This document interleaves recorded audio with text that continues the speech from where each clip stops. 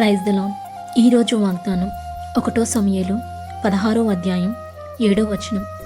మనుష్యులు పైరూపమును లక్ష్యపెట్టుదురు కానీ యెహోవా హృదయమును లక్ష్యపెట్టును. ఈ వాక్య ప్రకారం చాలామంది మనుషులు రూపం బాగుందని, ఎత్తుగా ఉన్నారు, డ్రెస్సింగ్ స్టైల్ బాగుంది, కండబలం అండబలం బాగుందని పైరూపాన్ని చూసి మనుషులు లక్ష్య పెడతారు. కానీ మనుష్యులు లక్ష్య పెట్టే వాటిని దేవుడు లక్ష్య పెట్టడు. నిజానికి అలాంటి మనసున్న వారిని పక్కకి తోసేస్తాడు. ఎవరి హృదయమైతే మంచి గుణంతో రూపుదిద్దుకొని ఉంటుందో వారిని లక్ష్య పెడతాడు మన దేవుడు.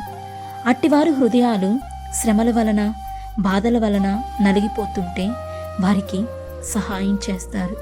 కావున నీ చుట్టూన్నవారు నీ యొక్క రూపాన్ని చూచి నేను లక్ష్య పెట్టడం లేదని బాధపడకు.